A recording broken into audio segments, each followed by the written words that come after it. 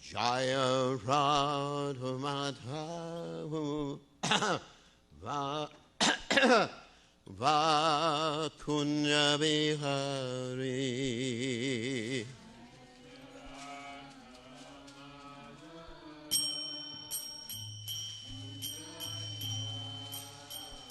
Jaya Radha Madhava Kunya Bihari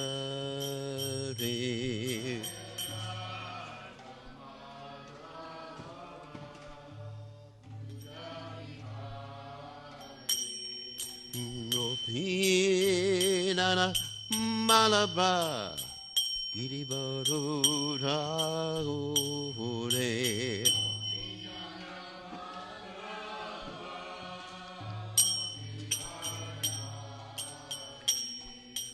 Gopi Janabalaba Giribaruda Ure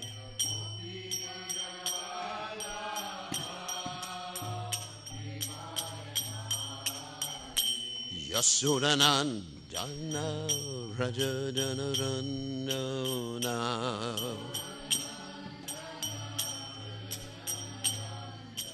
Yasudanandana Vrajajana Ranjana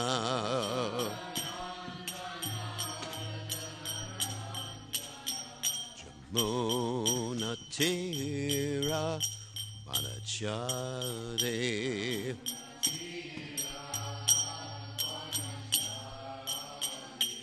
Yamuna Tera Manachati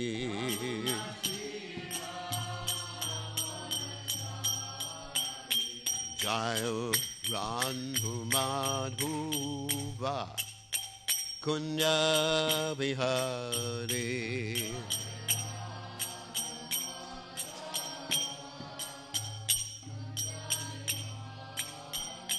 Jaya Radha Madhuva Kunya Bihari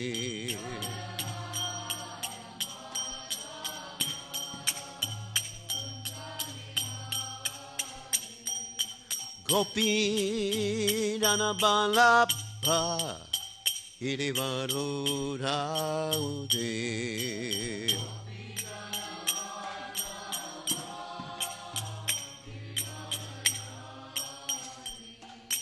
Gopinana Balaba Irivaruda Ude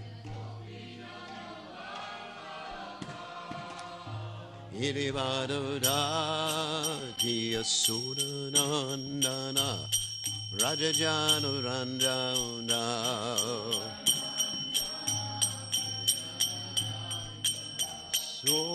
Sodanana Vrajajana Ranjana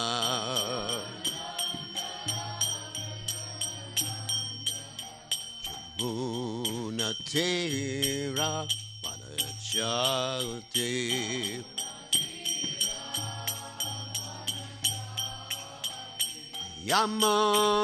Yamunatera Manachati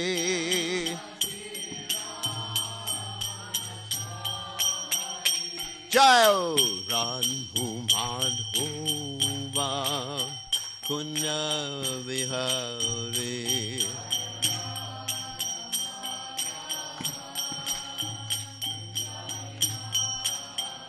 Jaya Radha Madhuva Kunya Vihari Oh Madhuva Vihari Jai Om Vishnupad Paramahansa Paravitakacharya also Tada Satishi Shimad His Divine Grace Abhaya Chanananda Bhaktivedanta Goswami Srila Prabhupada Ki Jai ISKCON Founder Acharya Srila Prabhupada Ki Jai Ananta Koti Vaishnava Vrinda Ki Jai Namacharya Srila Haridas Thakur Ki Jai Prem Se Gaho Shri Krishna Chaitanya Prabhu Nityananda Shadwaita Gadadha Shivasati Gaur Bhakta Vrindakajaya Shri Shri Radhakrishna Gopi Gopinath Shai Mukunda Radhakunda Giri Govardhan Kijai Vrindavanam Kijai Maturadam Kijai Jagadasami Kijai Yamunamai Kijai Shrimati Lasidevi Kijai Samaveda Bhakta Vrindakajai Gaur Premananda Hari Hari Bol. All glory is the assembled devotees. All glory is the assembled devotees. All glory is the assembled devotees. All glory is to Shri Guru and Gauranga. Srila Prabhupada Ki Jai. Okay, so we are reading from Srimad Bhagavatam, 10th canto, 20th chapter, text 16. Om Namo Bhagavate Vasudevaya. Om Namo Bhagavate Vasudevaya. Om Namo Bhagavate Vasudevaya.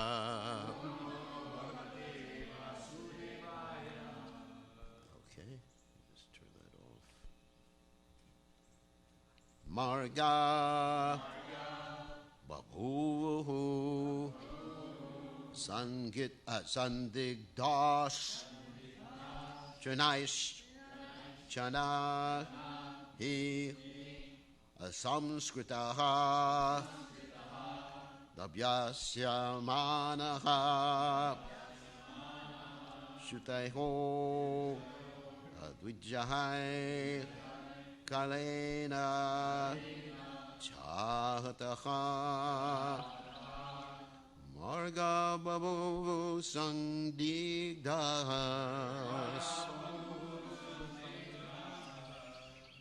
Trinais Chana Yasamskritaha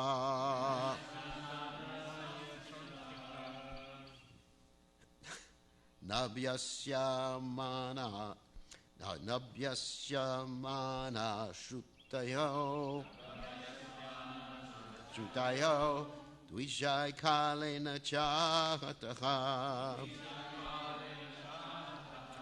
Marga Babhuvu Sandigdas Trinais Chana Yasamskritaha Nabhyasya Mana Shutayo Dvijay Kalena Chahataha Marga Babhuvu Sandigdas Trinais Chana Yasamskritaha Nabhyasya Mana Shutayo Dvijay Kalena Chahataha. Okay.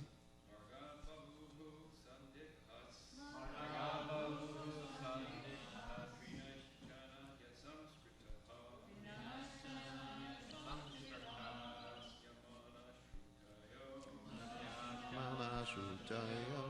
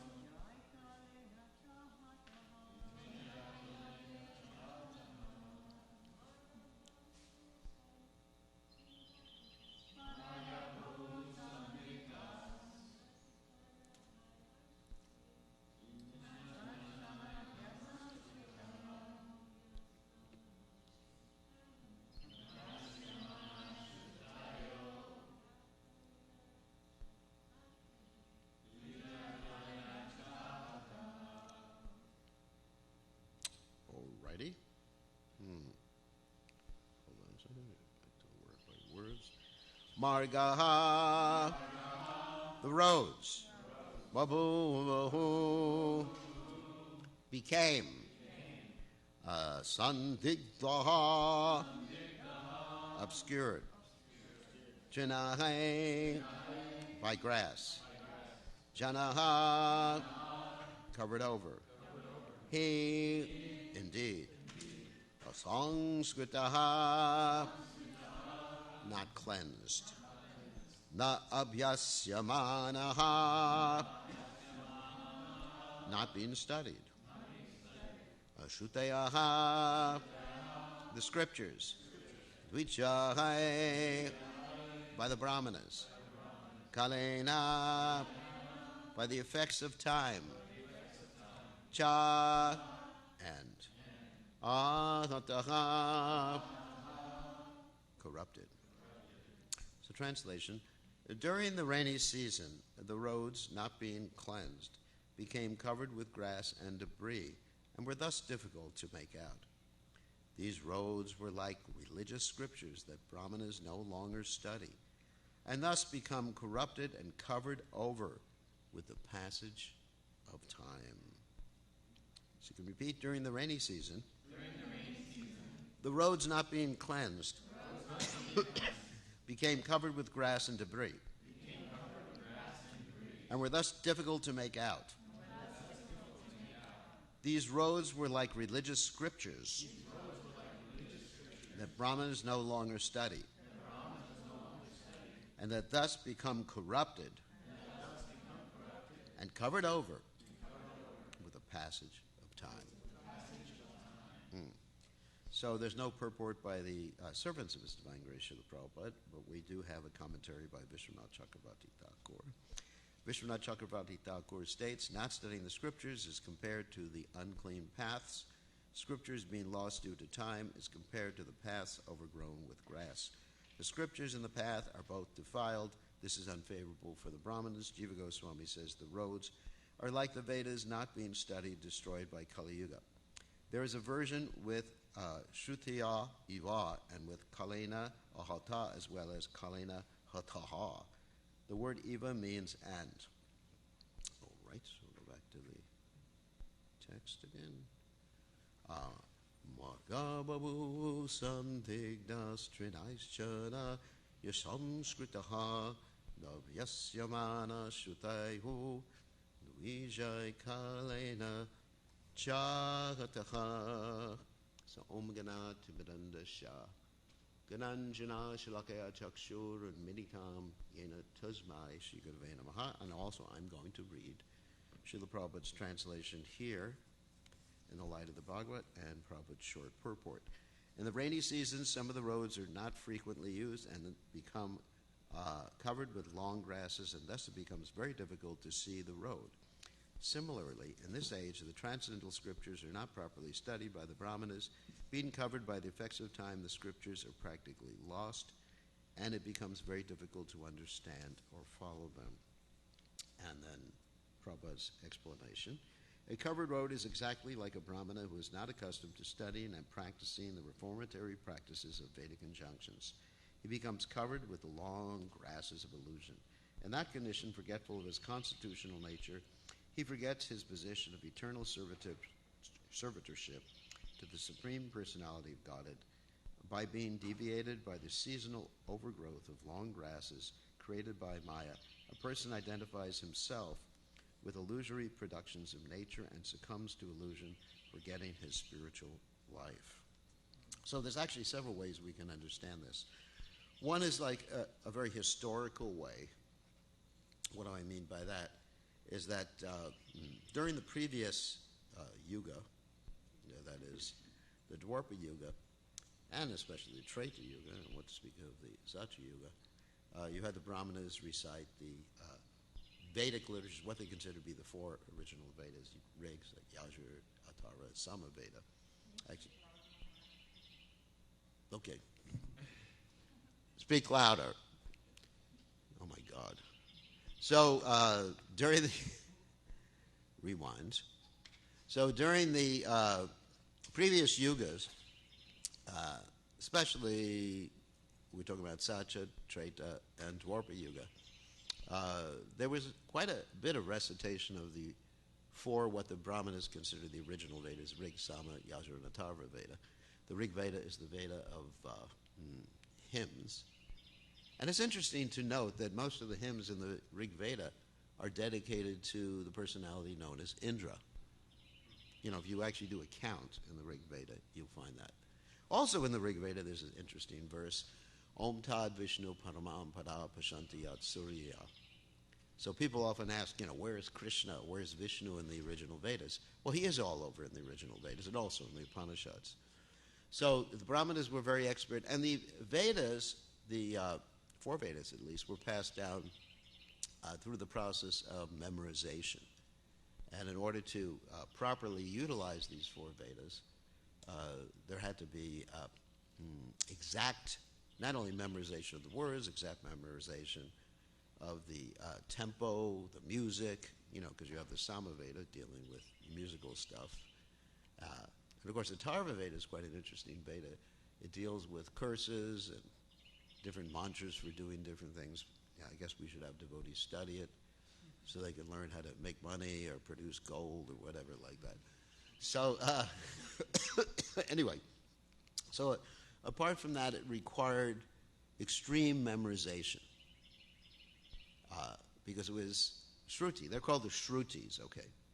And actually, if you analyze the Vedas as a larger body of work, you know, Veda in this particular context, meaning knowledge, and then you can actually break it down in the Shruti, Smriti, Purana, Itihasa, like that. So for those of you who don't know what I'm talking about, Shruti means that which is heard, not to hear. So in other words, you hear and you repeat exactly as you have heard. That's why they're called the Shrutis. And when the recitation of these mantras was there in the four Vedas, and particularly the Rig Veda, then you always had a Brahmin who would check your pronunciation and check your rhythm. And then you had another Brahmin, not only who would check, but he would actually correct when the checking Brahmin found something wrong. It's like proofreading. Just like Prajanananda was just explaining to me that he writes something and then he has a wife who proofreads it and he has to do the whole thing over again. Something like that, right? Yeah, exactly. You know. So if you have one more person, I guess, in this case. Oh, you have one more person. She pass it on to someone else. Okay. And so, of course, the Brahmanas were so expert that very rarely did they need proof reciting like that. But still, there had to be, because if someone pronounced something the wrong way, you would get no result or maybe the opposite result. Just like that story of Vritrasura. You know the story of Vritrasura? Where you actually, there was a mantra being pronounced where he would be the enemy of Indra. Instead, you know, one syllable was pronounced the wrong way, and then Indra would become the enemy of Vritrasura. You know, so, wow, you got to be really careful or you end up with a demon after pronouncing.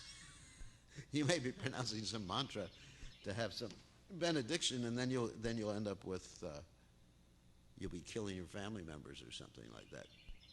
So, I'll try to talk louder. And so, it's a really exact procedure. But the Itihasas and the Puranas were not like that. They're not like verbatim types of recitation. They are passed down throughout the time. Now, the interesting thing is that when you have bona fide spiritual masters and disciplic succession and everything like that, then you actually get the real version of the Puranas and Itihasas, even though the wording may change.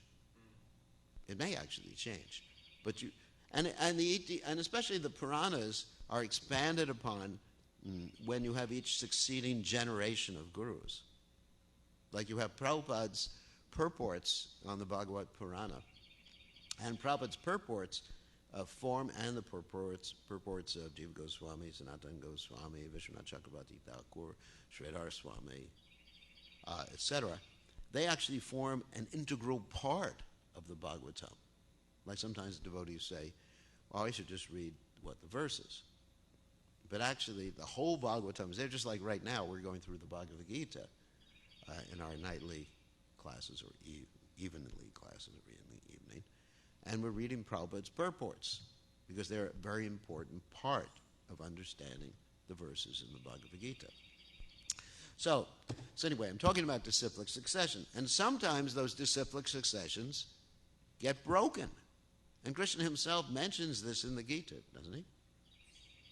He says, Evam parampara praptam, that this Bhagavad Gita knowledge was passed down Vivaswan, Manu, Ikshvaku, etc. First he taught it to the sun god, for those of you who don't remember this verse, then Manu and Ikshvaku.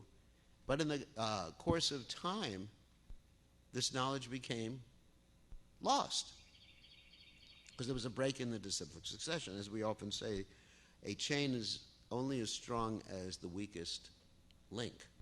So you may have like great people in your disciplic succession, a great acharya, but got one weak link and the thing is lost. And therefore Krishna had to come down and speak the Bhagavad Gita again.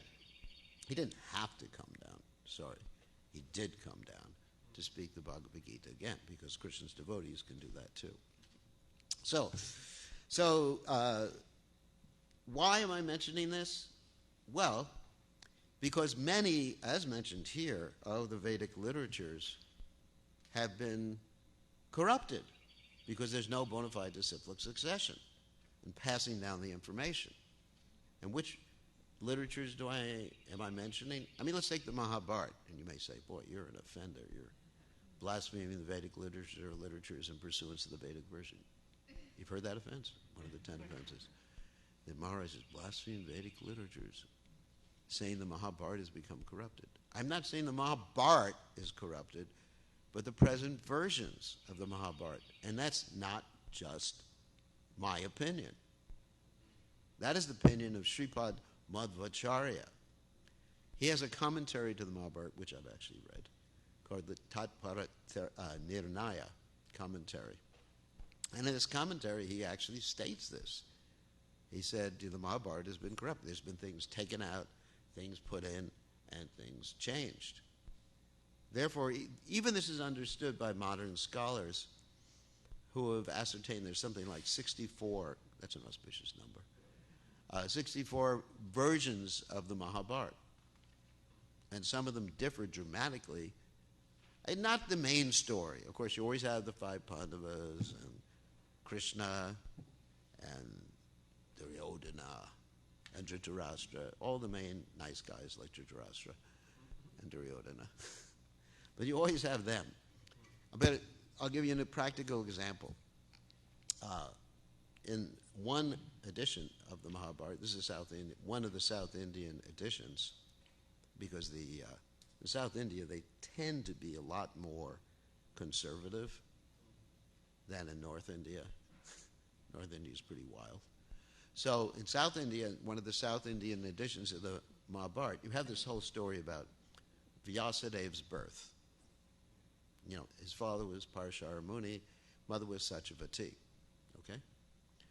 Satyavati, she's rowing a boat. Let's talk about North Indian version, since that's more racy. So Satyavati, more interesting for those of us interested in romance. So Satyavati's rowing a boat. This is the version that most of us are familiar with, right? She's rowing the boat.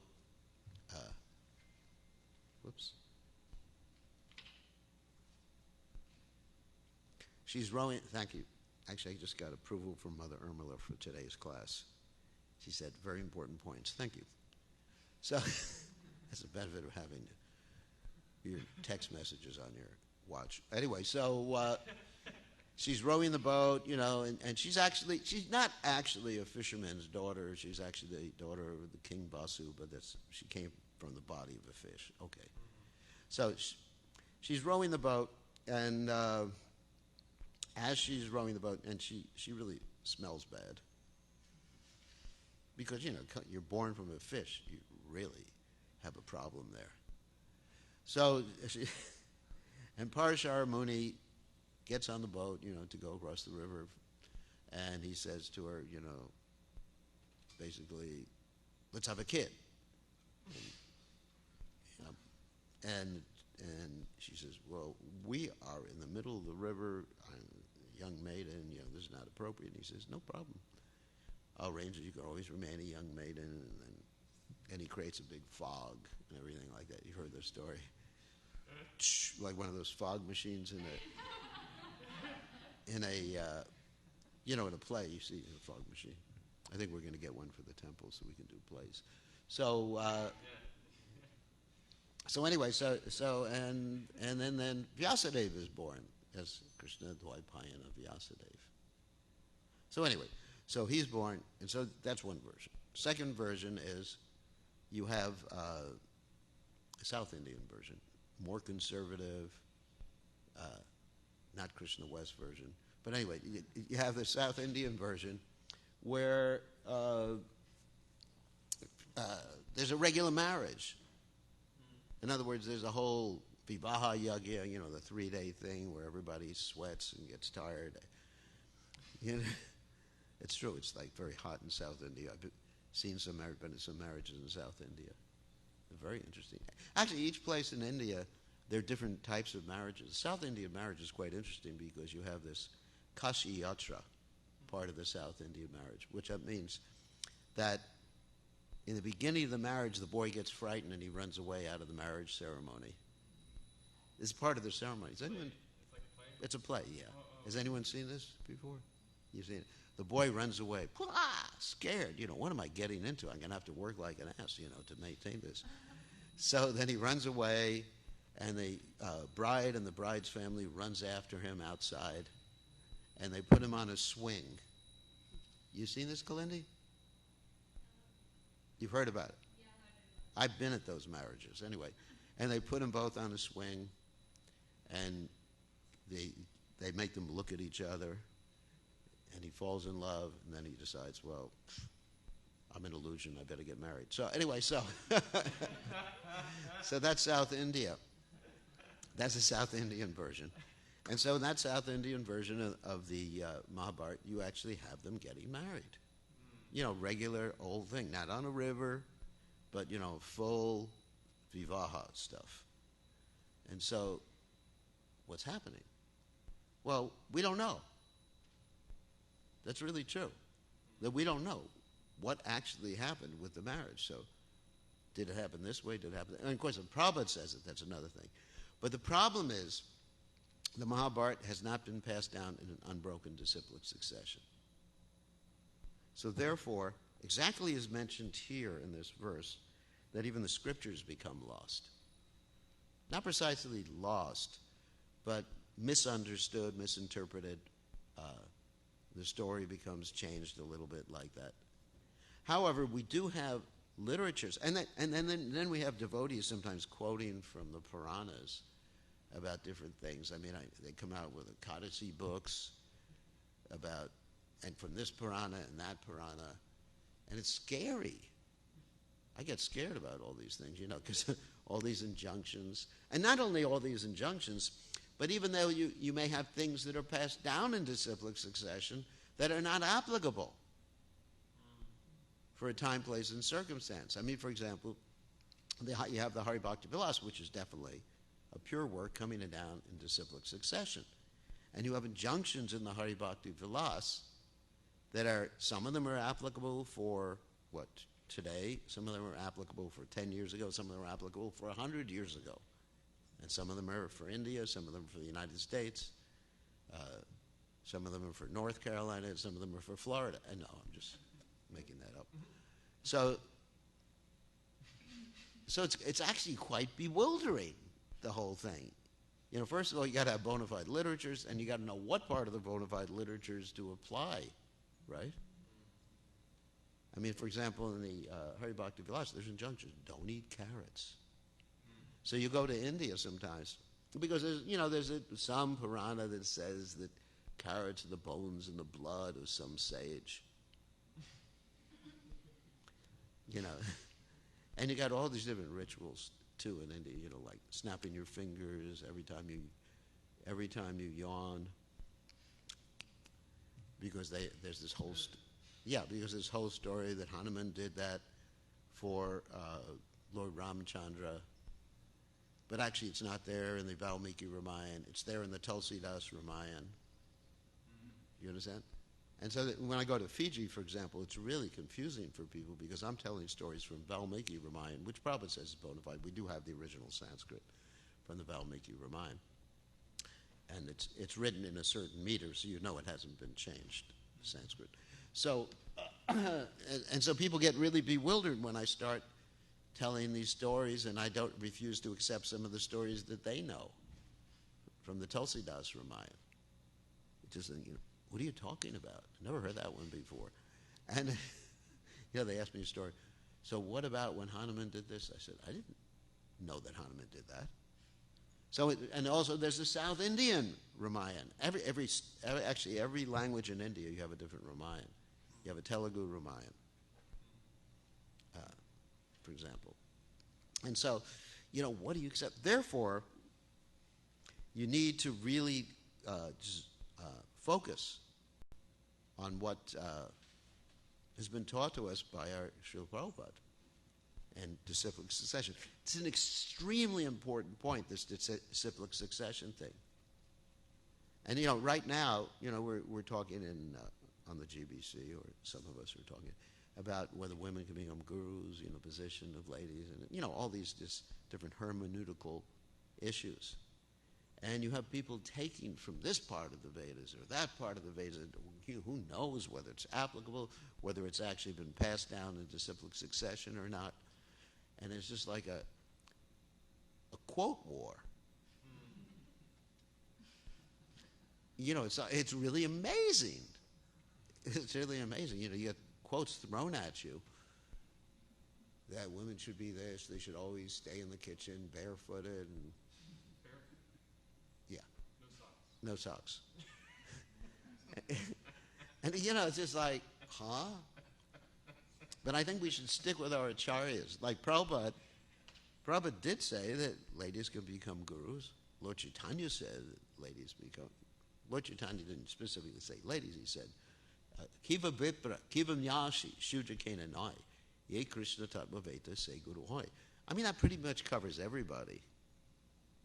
Whether one is learned, whether one is a Shudra, if one knows and practices the science of Krishna, then you can become guru. That's all.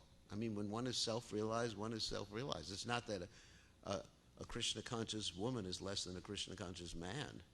How could you say that? If someone's realized their spiritual identity, well, because you have a different body, your realization of your spiritual identity is less than my realization of spiritual identity.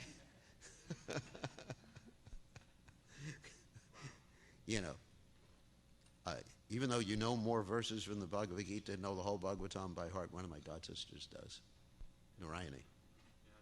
The whole Bhagavatam by heart. Whenever I want to know something is better than the database, I just call her up.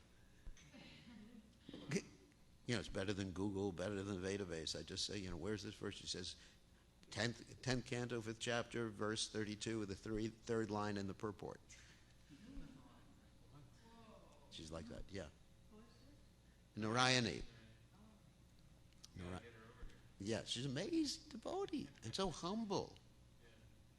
Just so humble, just like, I mean, if I could become 1/10, 1/1000th of Krishna consciousness, her, I'd be happy. So, anyway,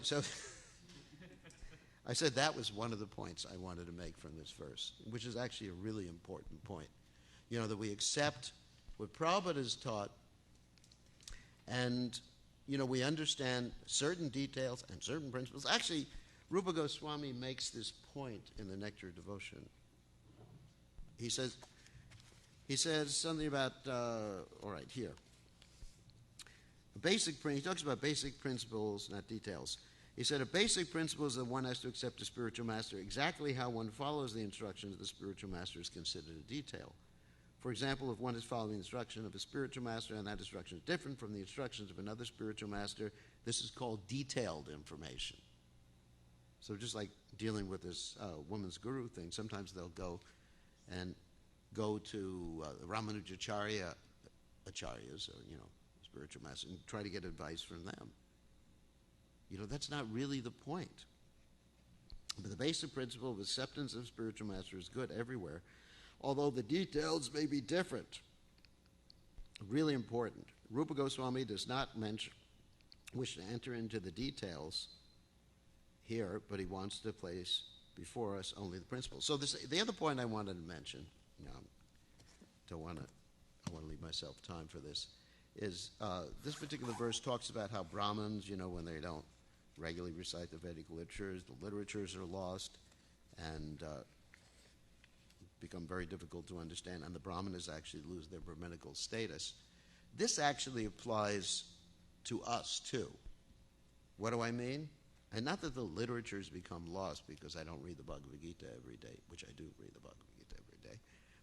But if we don't regularly follow the essential practices of Krishna consciousness every day, then our understanding of the Vedic literatures becomes covered. I don't want to use the word lost. Becomes covered, and we deviate from Krishna consciousness. So in the Nectar devotion, again, I'm going to make reference to the Nectar devotion.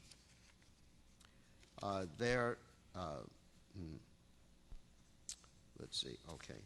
are certain practices and principles.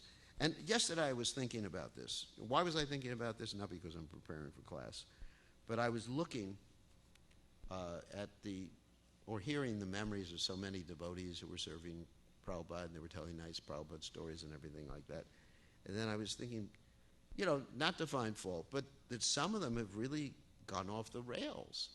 They got in Prabhupada's mercy, they took Prabhupada's foot dust, because there's all these stories, I grabbed Prabhupada's foot dust. Not from his feet, poor Prabhupada, everyone. It's not like the Beatles that the ladies were ready to tear the Beatles apart, so they had to have guards. But anyway, and you hear all these stories, and these, very nice devotees have so much devotion for Prabhupada, and people just, either they deviate from Krishna consciousness after some time, or they get into really weird understandings of things. Like, of course, Trista Prabhu sent me a text about something yesterday, which I'm not going to talk about. But it was just devotees into this really weird stuff. And I was thinking, what can be done? I sent him a message back. I said, no, what can we do? And he says, nothing. And I was just thinking, what happens? And what really happened is that there was neglect of the basic principles. And of course, reading the Vedic literatures, which is mentioned here in the verse, regularly read it. Of course, we have Nityam Bhagavata Sevaya, right? Bhagavati Uttama Shloka Bhaktir Bhavati Naishtaki, by regular attendance in Bhagavatam class. So that means has to hear Bhagavatam every day. Just like we're talking about, or I'm not talking about, they're talking about the vaccine for the coronavirus. And it takes 2 shots, actually. Most of them are going to take 2 shots. And you may have to get a booster every once in a while, right? I mean, even with other types of vaccines, you definitely need a booster. Like tetanus, for example, you need a booster. I got bit by a dog a little while ago, and they said, you need a booster. And so, never got bit by a cat. So it's like that. We need a booster every day. By hearing regularly, we have to hear Bhagavatam every day. And so therefore you have these 5 essential items which are mentioned by Srila Rupa Goswami. He lists, of course, 64 items which are actually essential, but the 5 most essential items that people may neglect. Worshipping the deity every day. I mean, in other words, seeing the deity, even if you can't go on the altar. Worshipping the deity, seeing the beautiful face of Krishna. Because if you see Krishna's face, then you, as we mentioned many times before, you lose desire to society, friendship, and love. Rupa Goswami states this in a very sarcastic fashion, isn't it? If you all desire to enjoy society, friendship, love, don't go to see Krishna's plainest flute on the banks of the Keshri Ghat. Hearing Srimad Bhagavatam. So these are the 5 factors there, or 5 activities. Associating among the devotees, advanced devotees, because when we go off and we start to get into really wild things in our minds, and our minds will do that for sure, then the devotees can pull us back. Hey, Prabhu, hey, Maharaj. You know, do you think you should be running for office? Anyway, so you know, just like I got a text the other day, are you willing to work for the campaign of this particular candidate? You know, they were actually putting on it. You know, and I might say, yeah, it's a good idea. I want to work for him. But anyway, so the devotees correct us. That's why Prabhupada described, you know, many sticks together, what, can't be broken. One stick, easy to break. So when you're in the association of devotees, then, I mean, advanced devotees, not simply devotees who just placate you and just agree with any damn thing you say. Isn't it? You know, it's good. One needs that association. And then Sankirtan. These are essential items of devotional service. If you neglect that, of course, Sankirtan means a congregational chanting and actually absorbed chanting. You know, complete absorbed Sankirtan, absorbed chanting. And the final one is living in Mathura. And what does that mean? You have to live in a holy place. You make your home a temple. If you're living in a home or you're living in a temple, temple should be, of course, a temple should be a temple too. So anyway, so by neglect, we can easily deviate, just like the Brahmins here. That was the point I was trying to make, in addition to the initial point I was making in class. So thank you very much. All glories to His divine grace. Srila Prabhupada ki jai.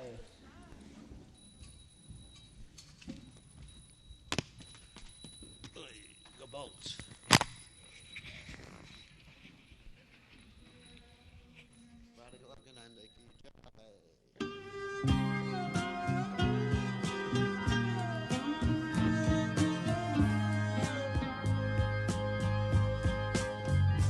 Govindam Adi